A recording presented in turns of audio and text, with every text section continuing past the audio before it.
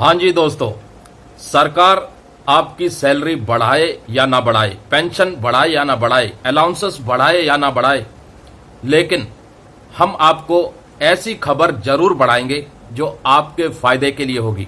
और आज की वीडियो दोस्तों, आज की वीडियो पूरी सुनिएगा, समझिएगा किस तरीके से आप अपने पैसे को बचा सकते हैं।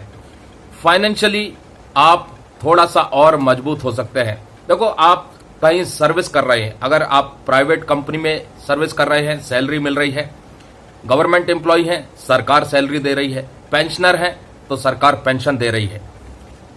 इसके साथ साथ आपको अपने आप को भी अपडेट करना पड़ेगा ताकि आपकी जो वित्तीय हालत है उसमें और सुधार हो। तो सरकार तनख्वाह और बढ़ाए या ना बढ़ाए, आपकी सैलरी में बढ़ोतरी करे या ना करे, लेकिन आपकी नॉलेज में बढ़ोतरी करने का काम हम जरूर करेंगे और आपके लिए खबर ऐसी जरूर लाएंगे जो आपको कहीं ना कहीं काफी हद तक फायदा पहुंचा सकती है। और आज की खबर है दोस्तों, वेतन से टैक्स कटौती को लेकर के। इनकम टैक्स टीडीएस कर्मचारियों के सैलरी में से जो कटता है उसको लेकर के एक बहुत ही बेहतरीन खबर आई है और इस खबर को सुनना आपको बहुत जरूरी है, क्योंकि आप भी इनकम टैक्स कहीं ना कहीं भरते हैं। बहुत से पेंशनर हैं जो टैक्स के दायरे में आते हैं, उनके लिए भी ये खबर लाभदायक है, कर्मचारियों के लिए तो है ही। तो दोस्तों, खबर है हिंदुस्तान अखबार से और आप देख सकते हैं मेरे हाथ में ये हिंदुस्तान अखबार की कटिंग है और इस कटिंग को मैं आपको पढ़ के बता रहा हूं जो आर्टिकल उन्होंने छापा है इनकम टैक्स को लेकर के।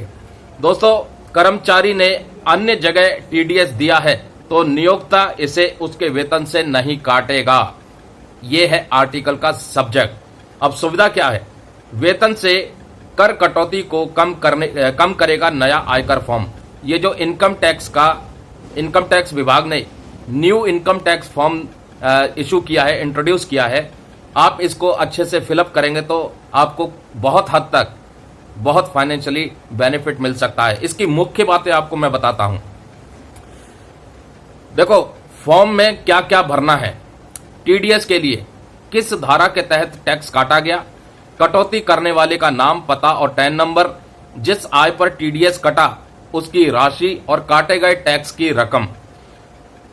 टीसीएस के लिए किस धारा में टैक्स संग्रह किया गया, कर संग्रह करने वाले का नाम, पता और टैन नंबर, वसूल किए गए कर की कुल राशि। ये दो इंपॉर्टेंट तो उसमें रहेगा। उसके बाद नुकसान का ब्यौरा भी आप दे सकते हैं। किस नुकसान का ब्यौरा आप दे सकते हैं? ये जो नया फॉर्म है, इस फॉर्म में आवासीय संपत्ति से होने वाले नुकसान की जानकारी देने के लिए भी जगह है। अगर कर्मचारी को हाउस प्रॉपर्टी से कोई नुकसान हुआ है तो उसे भी इस फॉर्म में दर्ज किया जा सकता है। सारी जानकारी देने के बाद कर्मचारी को उसे सत्यापित कर नियोक्ता के पास जमा करना होगा। अब बात करते हैं विस्तार से, आखिरकार ये जो नया फॉर्म है इसके तहत क्या चीज निकल के आई है। दोस्तों, आयकर विभाग ने राहत देते हुए नौकरी पेशा कर्मचारियों को अपने वेतन से होने वाली स्रोत पर यानी टीडीएस की कटौती में लाने का अवसर दिया है। टीडीएस की कटौती में कमी लाने का अवसर दिया है। केंद्रीय प्रत्यक्ष कर बोर्ड ने इसके लिए एक नया फॉर्म 12BAA जारी किया है। 12BAA इस फॉर्म का नाम है, नंबर है। ये एक नया जारी हुआ है। अगर कर्मचारी हर महीने अपने वेतन से काटे जाने वाले टीडीएस की राशि को कम करना चाहते हैं, उन्हें अपने नियोक्ता को यह फॉर्म भरकर भेजना होगा। इस फॉर्म में उनके वेतन के अलावा अन्य स्रोतों से काटे गए स्रोत पर टैक्स कटौती और स्रोत पर कर संग्रह यानी टीडीएस और टीसीएस की जानकारी देनी होगी। अब इसमें क्या जानकारी हो सकती है? इसमें FD, insurance commission, equity share का डिविडेंड और कार आदि खरीदने पर दिए जाने वाले टैक्स की जानकारी दे सकेंगे। इसका मुख्य उद्देश्य कर्मचारियों के वेतन से होने वाली ज्यादा कटौती की समस्या का निदान करना है। इससे कर्मचारियों के हाथ में ज्यादा वेतन उपलब्ध रहेगा और उन्हें खर्च या बचत करने के लिए अधिक पैसा मिलेगा। तो इस नए फॉर्म से दोस्तों आपकी परचेसिंग पावर भी बढ़ेगी और आपकी सेविंग पावर भी बढ़ेगी और आपके पास जो सैलरी का एक बड़ा हिस्सा आपके पास रहेगा जिसको आप कहीं इन्वेस्ट करके प्रॉफिट भी बना सकते हैं फ्यूचर के लिए। आगे बजट में सरकार ने घोषणा की थी कि कर्मचारियों के वेतन से टीडीएस की कटौती में अन्य स्रोतों से काटे गए टीडीएस और टीसीएस को समायोजित किया जाएगा। इस फॉर्म का मुख्य उद्देश्य कर्मचारियों के लिए नकदी की समस्याओं को कम करना था। इस तरह से समायोजन से कर्मचारियों को टैक्स रिफंड का दावा करने की जरूरत नहीं होगी। यह प्रक्रिया कर अनुपालन को सरल बनाएगी और आईटीआर की प्रोसेसिंग में भी तेजी आएगी। तो दोस्तों, जो कर्मचारी दिक्कत का सामना कर रहे थे, भाई वो रिफंड के लिए प्रोसेस करते थे, अप्लाई करते थे, उसमें भी कमी आएगी। अब आगे सुनिए, अन्य जगह पर किए गए भुगतान की जानकारी आप दे पाएंगे इस फॉर्म के जरिए। अब क्या है वो अन्य जगह की जानकारी? अभी तक कंपनियां नियोक्ता द्वारा घोषित किए गए निवेश के हिसाब से स्रोत पर टैक्स काटती हैं। इसमें अन्य जगह दिए गए करों को शामिल नहीं किया जाता। अब इस प्रक्रिया में बदलाव आ जाएगा। टीसीएस और टीडीएस भुगतान की जानकारी देकर आप अपने वेतन में से होने वाली कटौती को कम कर पाएंगे। इससे कर्मचारियों के पास हर महीने ज्यादा कैश रहेगा। सीबीडीटी ने यह नया फॉर्म 1 अक्टूबर से जारी कर दिया है। तो दोस्तों, 1 अक्टूबर से ये नया फॉर्म जारी हो गया है।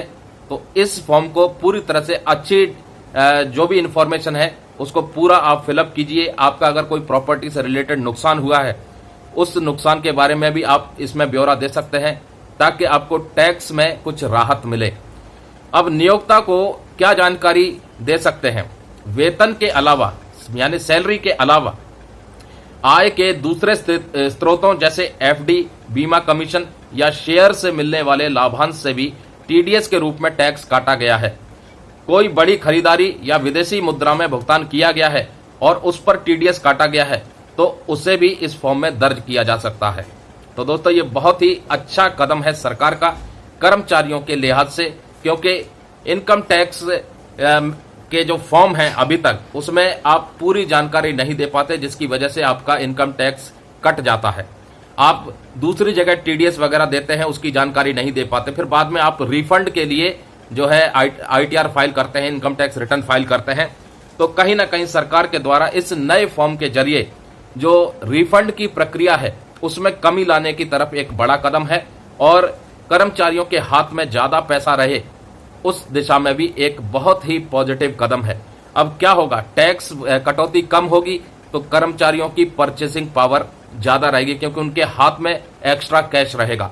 परचेसिंग पावर बढ़ेगी, सेविंग करने की पावर बढ़ेगी, और अगर एक्स्ट्रा कैश रहेगा तो उसे कहीं ना कहीं वो इन्वेस्ट करके एक अच्छा खासा प्रॉफिट भी कमा सकता है। दोस्तों, प्रॉफिट की बात कर रहे हैं, इन्वेस्टमेंट की बात कर रहे हैं, तो हर बार मैं कहता हूं कि सेविंग के साथ साथ इन्वेस्टमेंट भी बहुत जरूरी है। एक समझदार व्यक्ति सही फाइनेंशियल प्लानिंग करके चलता है।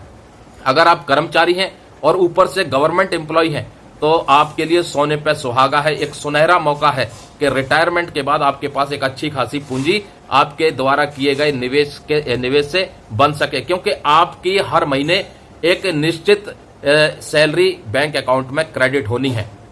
हर व्यक्ति की नहीं होती है, लेकिन आप गवर्नमेंट एम्प्लॉय हैं, आपको हर महीने सैलरी मिलती है, आपकी 100% सैलरी क्रेडिट होनी है अगर ठीक ठाक सब कुछ चलता रहा तो। इसलिए आपके पास एक सुनहरा मौका है, इस मौके को ना गंवाएं। अपने सैलरी का एक छोटा सा हिस्सा एक ऐसी जगह इन्वेस्ट करें जो आपको पैसिव इनकम बना करके दे, जो आपको कंपाउंडिंग इंटरेस्ट दे, प्रॉफिट दे, ताकि आप 10 साल, 20 साल, 25 साल के बाद जब सर्विस करके रिटायर हों तो आपके पास आपके इन्वेस्टमेंट के द्वारा एक बेहतर पूंजी बन सके, बेहतर पूंजीगत लाभ मिल सके। तो इन्वेस्टमेंट जरूर कीजिए, सोच समझ के कीजिए, अपने पर्सनल फाइनेंशियल एडवाइजर की मदद जरूर लीजिए।